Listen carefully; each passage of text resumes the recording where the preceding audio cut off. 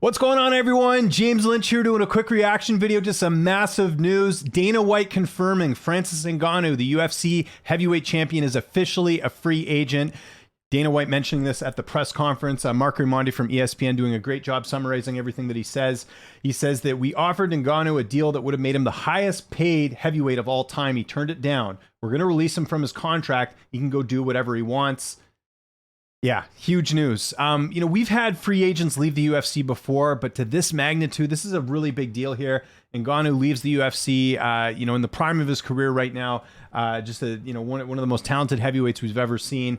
And we'll just go through the resume of who he's finished and defeated. Cyril Gane, knocking out Stipe, Rosenstruik, Dos Santos, Velasquez, Blades. Had the two losses to Stipe and Derek Lewis. Those are the Lewis fight, especially, was sort of a one-off. But you got a fighter here in Ngannou, 36 years old, and is definitely the hottest free agent in MMA right now. This is really big news. I did the video earlier on the whole situation with John Jones fighting Cyril Gane. It appears that's real, by the way.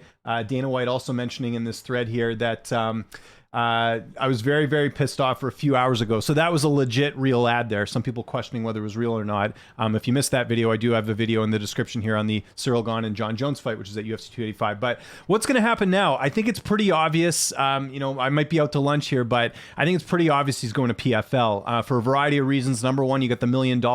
Number two, it seems like PFL's got a lot of money, right? They just signed Jake Paul. I think they're making some big moves, and adding a fighter like Ngannou is really going to get people interested in, especially if they want to go to pay-per-view. This is the exact type of fighter you need to sign to get people willing to fork out money for another pay-per-view, for MMA that's not the UFC.